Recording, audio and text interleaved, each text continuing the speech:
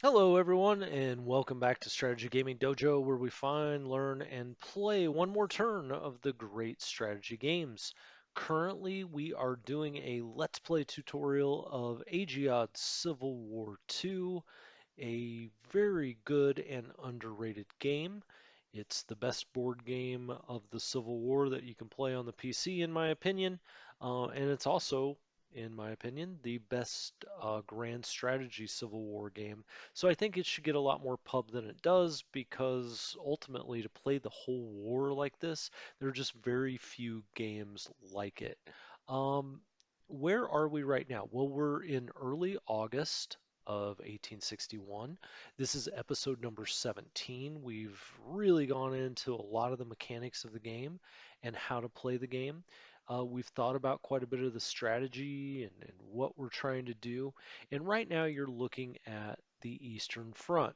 Now, the Eastern Front, we've got some, you know, problems, maybe, but we're hanging in there. We've won both the battles of Strasbourg. There was a first battle and a second battle of Strasbourg, where Joseph E. Johnston really took it to a detachment of McDowell's forces. Now, what was interesting is that he kind of had, another general handle it, but ultimately he's the guy in charge. Now he's starting to run out of supply. I don't think he can keep this going much longer. He's going to have to retreat. He's also that also puts him in a bit of danger. He's 688, we're 587. I'm not worried about that at all. Johnston is a good defensive general. He's well dug in. We are, however, sending him this reserve force. Now it's called the Shenandoah Reserve. It's the third reserve force. The reason we're doing that is we now have this Carolina department that's sitting here. These are the heroes of Fort Sumter. They have made their way all the way north. We're going to let them sit there. We're going to put the Carolina department with Johnston. We still have this Winchester group out here, or I think it's two Winchester groups. We've got a local defense, we've got a militia, we've got a garrison. I mean, we've got the whole shebang out here. Um, we've got them all separate for now. Well, let's just keep them that way. They don't, it's possible they could get picked off one by one if you do it this way, but they have less of a bonus or less of a defensive penalty. Tell you what, I'm just going to stack them up. We'll call it CSA detachment. They're guarding here. Maybe this will dissuade somebody from the Union from coming down here. You see it's a 46 power. Question whether that's going to do much good. Now we're under siege at Leesburg. Beauregard is hanging in there. He looks good. He's got, you got the Manassas Guard here, but the Army of the Potomac, he's under massive penalty, but he's still at 1307 power. Now remember that power does take into account the penalty. So in early October, we can form divisions and we will get rid of this penalty. But until then, there's not a whole lot we can do about it. We got Magruder back here. We went through a lot of this stuff. Vendor over here. You get the Eastern Front, I think, at this point, and what the situation is. We've also got Floyd coming down here. Now let's go up here. Instead of going through all these troops, let's go play some of our cards. Now we can export more cotton, get more money. Now, when we hover over the card, you can see where it can be played. This card can only be played from this region, and you do it every turn, which seems a little silly, but wish you could automate that. Um, None of these other things, are really relevant for us right now. There's just not a whole lot we can do with it. Now, we just looked at the Eastern Front. Let's kind of look at what I would call the Tennessee front, the Tennessee-Kentucky front, because Kentucky now did sort of open up a little bit. You see Lexington here. The Union has taken that. Um, we read this message about Camp Dick Robinson, and this was opened here, and it made, a bunch of people flock to the Union side in northeastern Kentucky. Okay, that's fine. We're not going to provoke it any further. Eventually, we would definitely like to take Bowling Green because, the advantage of Nashville here is it's behind a river. anybody that's going to attack us has a river to go through, which will, disrupt their troops. It makes it very hard to attack over a river.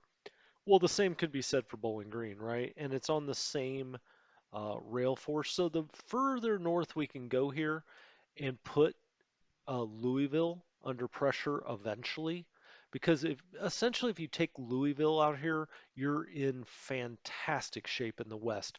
You'll have to constantly be defending against Union troops, slashing down here into Kentucky or Tennessee, but taking Louisville is a huge step for you as a Confederate player in the West. Now we have Zollicoffer out here. He's not fit to lead these guys. He's eventually going to get replaced. He's also a hothead. Um, you can't order a retreat out of this guy, Zollicoffer. He looks like an angry man. So anyway, he's out here. There's nothing we can do about it. This wagon train almost up from Atlanta. You'll remember we got this cavalry here. The Union starting to come down the West Bank. We do have a decent force. And then when we look out west, we've got this three-man triumvirate here in Missouri.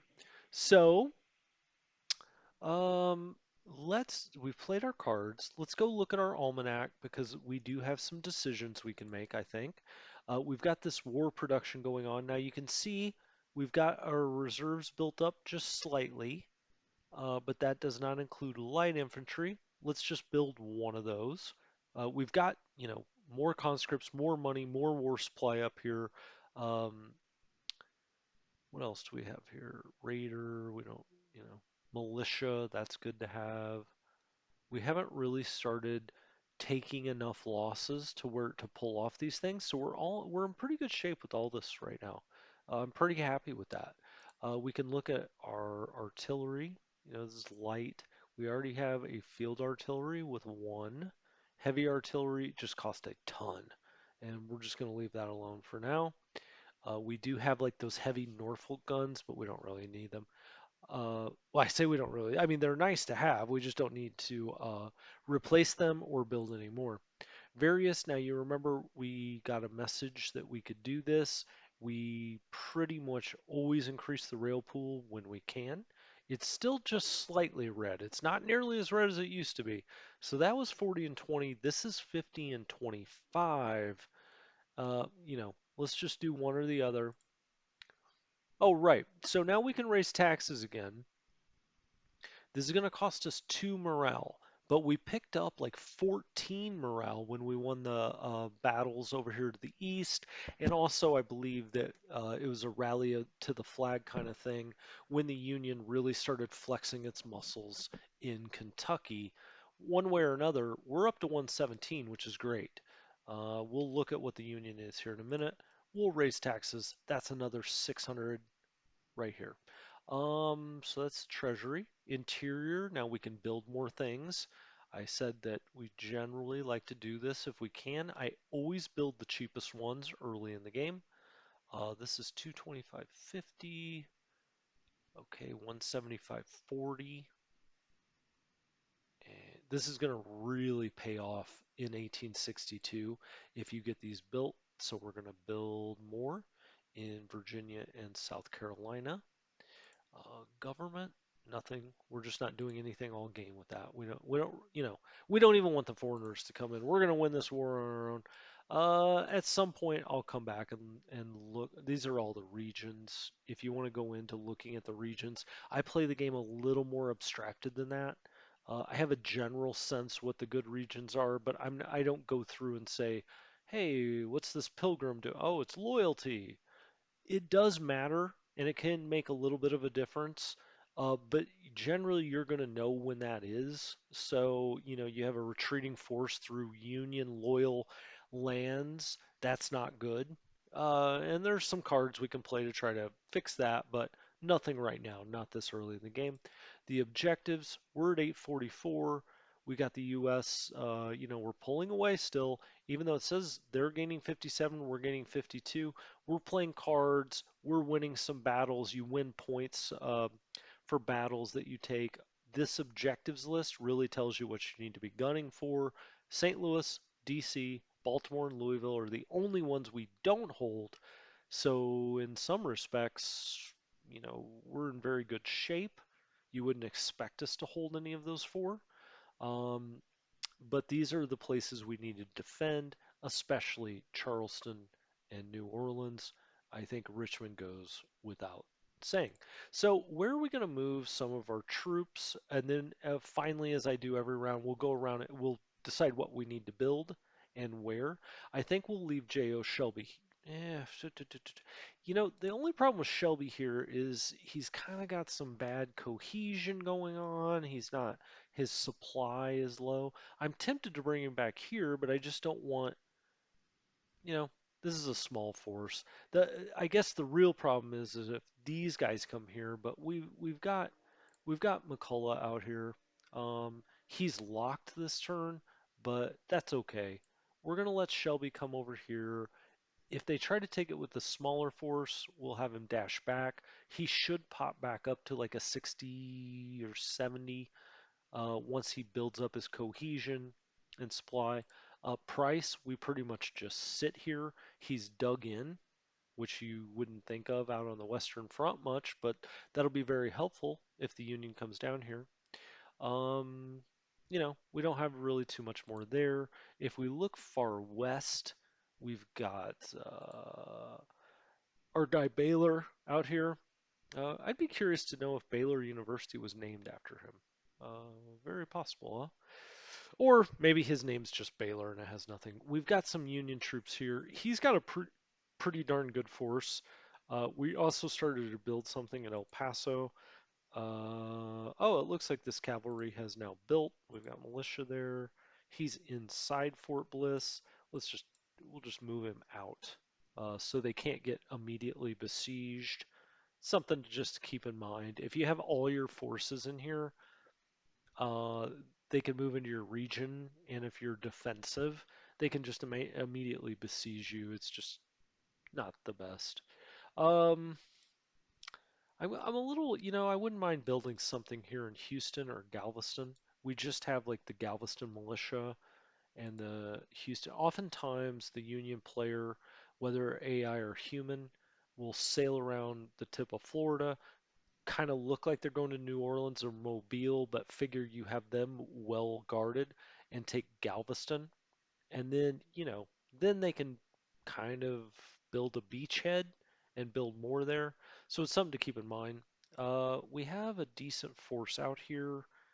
Um, right. We were building a lot of these things. We're just going to kind of lump some of these together. Not that it's necessarily the best thing to do, but let's just get this a little more tidy. Maybe I'm too OCD. It's very possible. Transports. Oh, we have our squadron back here. They're still kind of repairing. I don't know. It must have been rough river out here because they really got their cohesion knocked. The Manassas will be ready. Oh, next turn. Cool. So we'll put that with the Mississippi Squadron. And then so we've got 83 power in New Orleans right now. Eventually, we'll get a general down here. These sharpshooters will have their cohesion go up. That should get them close to 100 power. So that's good. Again, I don't think there's a whole lot we can do with Zollicoffer. Not a whole lot that we can do with Polk out here. We will be getting some new generals in the not too distant future. Like I said, in early October, we can start forming divisions, and we get this like kind of flood of brigadier generals and whatnot. And we'll really have to think about how we want to divvy them up. We got the force in Knoxville. Now, one thing I said I wanted to do was start putting more units out here. You have like a garrison here, Marion militia, but I'd like to have more this way. We have a pretty good defense from them coming this way and this way too. But eventually, you're going to have Union troops streaming down here, and if we can have at least a blocking force in all these little depots along this railway, that's always good. Okay, I think that mainly does it. The last thing I wanted to look at was our forces here, and I wanted to bring up our generals to the top. So you sort the leadership, and I just want to make sure there's not something out there that we're forgetting? I don't think there is. I've been through it, but I'm always paranoid about this, that there's going to be a turn. I'll be like, holy smokes, how in the world did I forget that? So this is, Zollicoffer, this is Floyd, as you can see, our worst two commanding um, guys right now. Sibley showed up out at San Antonio. We've got Price just sitting around out in Missouri. We got the Memphis Force. That's Leonidas Polk with his two big stars. Richmond's Magruder. We got Baylor that we talked about. Georgia Squadron, which is out in the blockade box. That's good. Yeah, we're okay. We've moved everybody. The only thing I was thinking, I always outthink myself here. There's a couple of things going on, right? We have Fulkerson's brigade is ready to go. Now, I think we want to bring Fulkerson here, here, and then here. Gosh darn. It's going to take over 2 turns, though. Now, we're not really threatened here, so let's delete that out. And let's have Fulkerson's brigade instead go here 7 days. Of course, it's got to be more than 1 turn, doesn't it? Always got to be difficult for me. Well, tell you what, let's take Fulkerson's brigade and move it over to Culpeper. That's 12 days. He's behind there. The other thing I want to do very quickly here is move Magruder up. The reason being, this little I think all this is a Navy. It just says it's a flatboat squadron, but I don't want them to get any ideas about Falmouth. Well, shoot though. I'm afraid that may also draw the Union out and say, "Nah, we're going to kick you out of Falmouth." Tell you what, if there's a little, we've got a garrison here. Yeah, that's fine. I mean, they're going to keep this from being immediately taken. They would get besieged first, and then we can decide what to do. The other thing I've been contemplating here is taking Longstreet and giving him to Johnston instead of staying with Beauregard. Um, I'm uh, I'm not going to do that this turn. I will break Longstreet out. He'll eventually be a corps commander for us. That does not happen until March of 1862. I do think I will take Stonewall Jackson, move him over here, and when he gets over here, we're going to have him blow some rail. But I really think that's most of the moves we can make this time around. So let's get ourselves over into late August, see what the Union has in store for us. Hopefully, it's not too much. The Union's actually been pretty quiet. I thought the AI had played a pretty good game here by pinning us. We're kind of pinned both places, right? We can't move out of Manassas because ultimately this is a blocking force against, these massive Union forces in DC. He's got to kind of stay here. Beauregard does. He's also building up zone of control, so they can't just go fly by. Um, but they did a good job of pinning us there in the Shenandoah, and I thought that the AI would have been, hmm, is this, who are these guys? Oh, those were those guys, that militia that we moved out from the southern tip of Illinois down by there, like Island 10, New Madrid down there. That was all that was. We were trying to get them out of there. Look, you're just going to lose some forces like that. There was nothing we could do about that. Here comes the Union. They want them. They want. Oh, that little fire. We'll talk about that after this turn.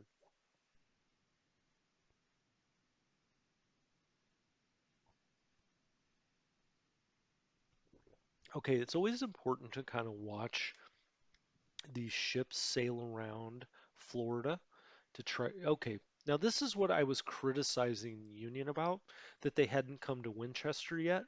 But here they come. You see that? We got Jackson out of there just in time. They had a detachment that came out uh, to try to. Yeah, this is what I was afraid of, and we had talked about this. Well, down in Texas, that's what I was reacting to. Um, Battle of Winchester. Oh, goodness. That's funny. So this is our guard unit there at Winchester that we just put all these guys together. Remember that? They just sent like kind of a introductory scout force of 600 men, and these guys just wrecked them. Well done. Well done, militia. That's not going to last long. Hmm. Hmm, hmm, hmm. Now this is very interesting. We actually made a brilliant move there. If I don't, if I do say so myself, but it was sort of by accident. I mean, it wasn't like accident. Maybe isn't the right word. I had a feeling they may kind of, send out and go after Jackson a little bit, but I'm glad we got him out of that region he was in because he would have been kind of in a bad spot, I think. But now we've got him on the move.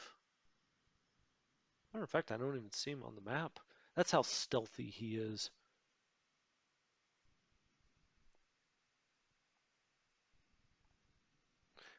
I think we're well positioned there in Missouri. I don't think they have any idea McCullough's forces are over there. I mean, if you think about it, in southern Missouri, northern Arkansas, the Union would not have good intelligence. That was a hotbed of the Confederacy, not some place that you're going to have a lot of Union spies um, have much luck getting info, you would think. Now you see the Union starting to move forward out of DC.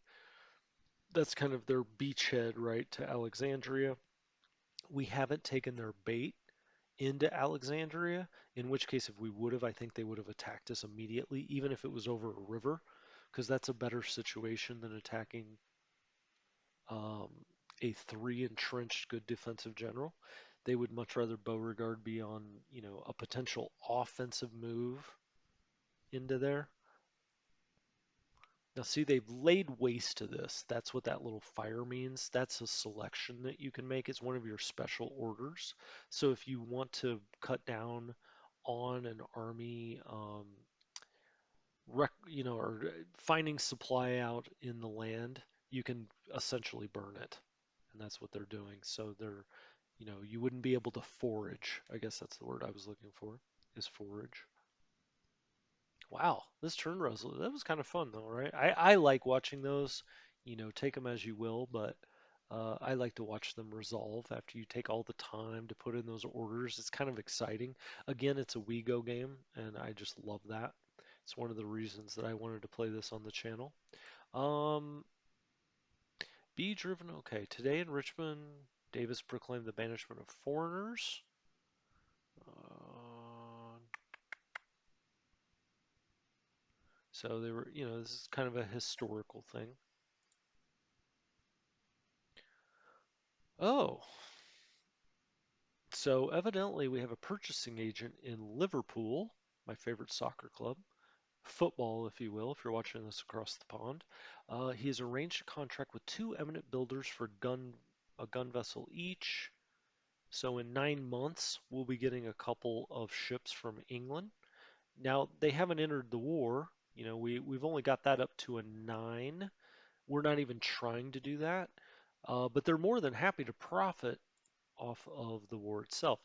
Then these crossed pikes, they kind of look like crossed pikes as opposed to rifles. They look like something that could stab. Uh, these will always give you the battles from the previous turn. So we already saw those. So great. I mean, we're in good shape. I mean, nothing terrible happened. This was that force that kind of got routed out a little bit. You can see these guys are in bad shape. They were here at New Madrid. They got hit. They tried to retreat up here. They're a mess. They're an absolute mess. But I don't think many people in the South care.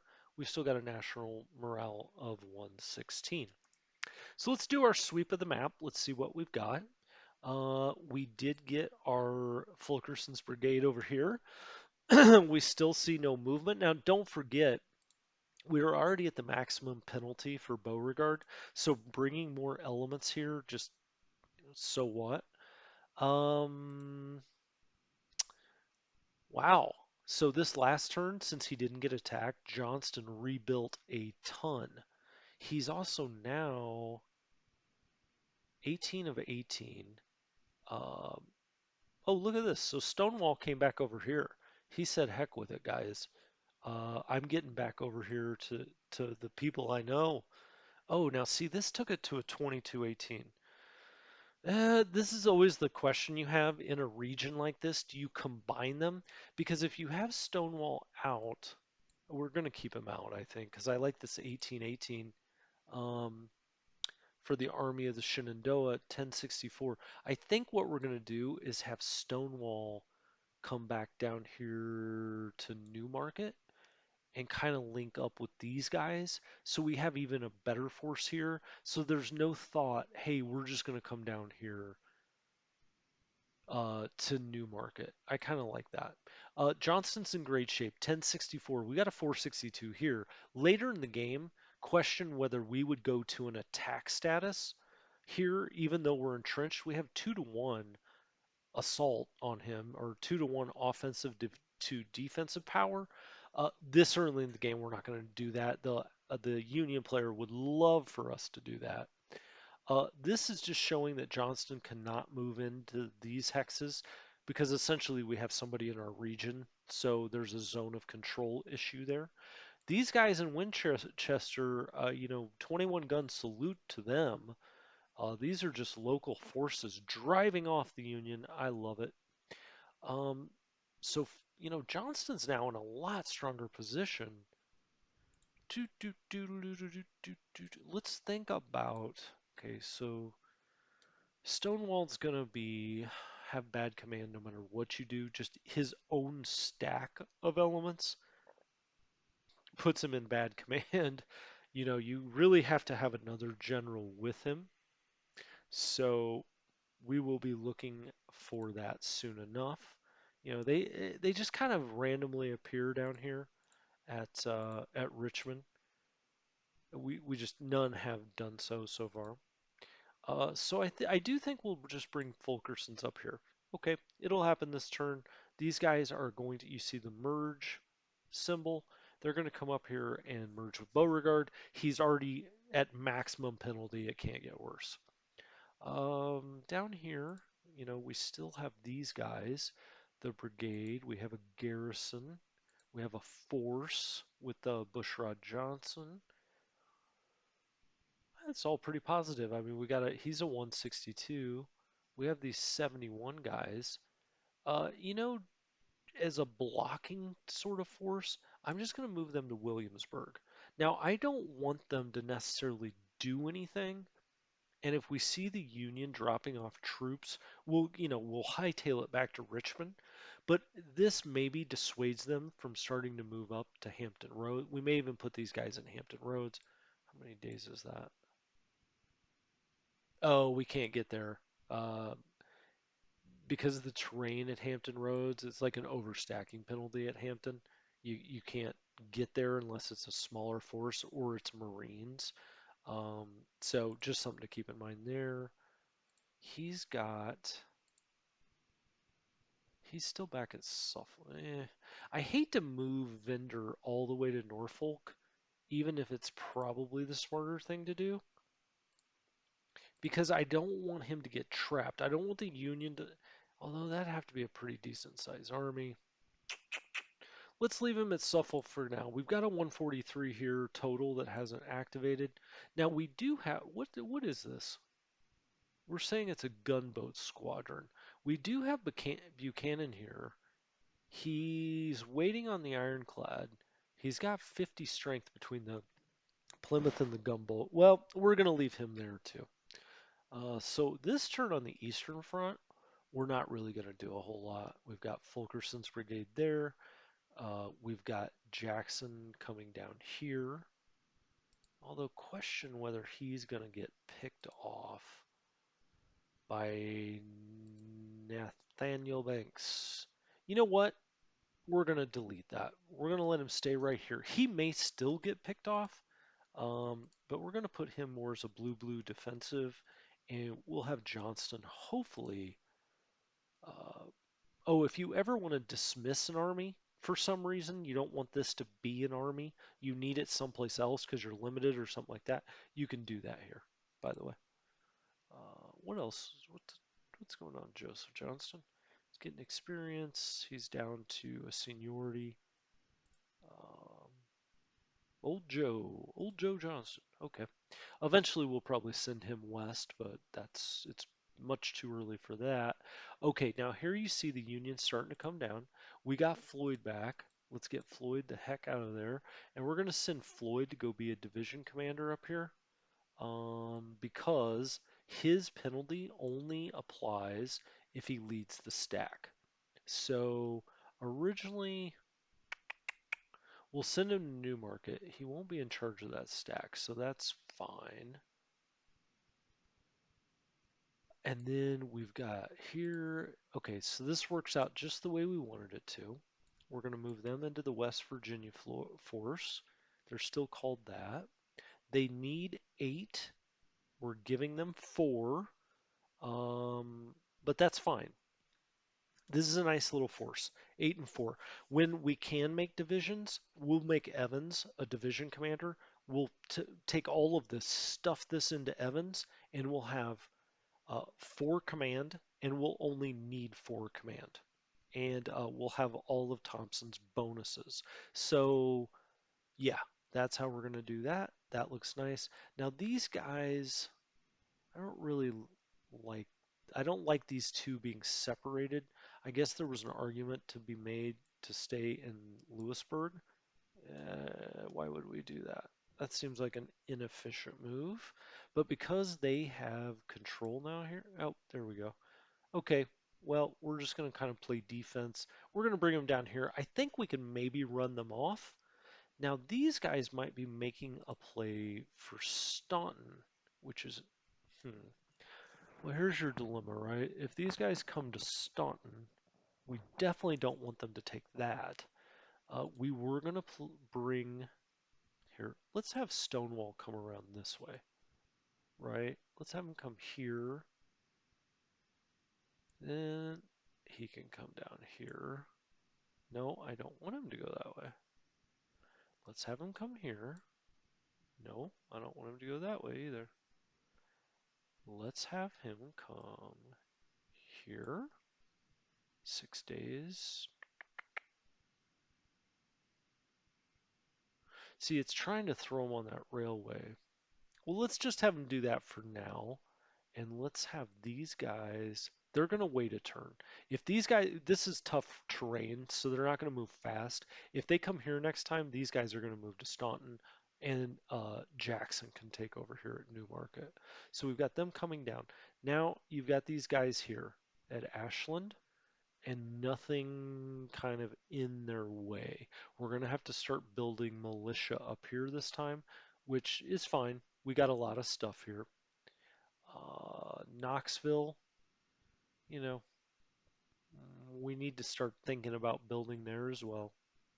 And we may build these forces this time around. This wagon train finally got here. For the moment, we'll stick it in with Zollicoffer. That's fine.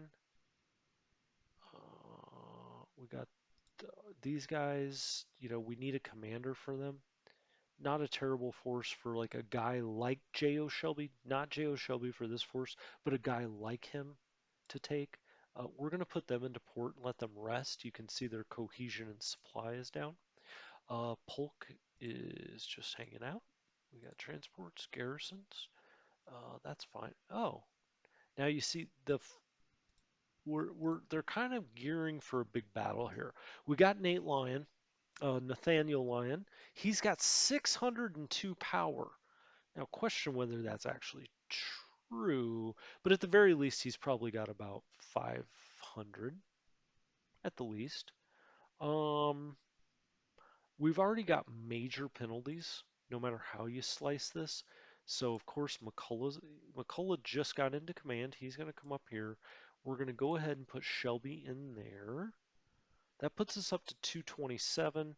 When he gets up here, that'll be 212. We're outnumbered if that number is true.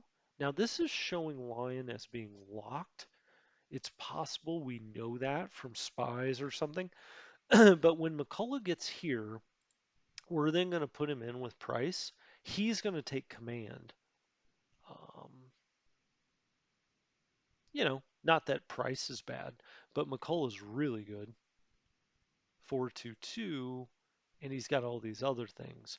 Um, so he's going to come up here, and we'll merge these two together next time. But for this time, I think that's going to do it. When we come back next time, we're going to go through the cards, we will build units, and then we'll resolve the turn. As we're moving right along now, I think that you should be understanding the game quite a bit better. You can kind of see why I'm doing things. Um, we will soon be into early October, and we can talk about those divisions, which is really the next big main point that we need to cover of this game. So until next time, I always appreciate it when you listen. If you liked this and you haven't already, please subscribe. I would appreciate that as well. I've had a blast, and for Strategy Gaming Dojo, I will talk to you next time.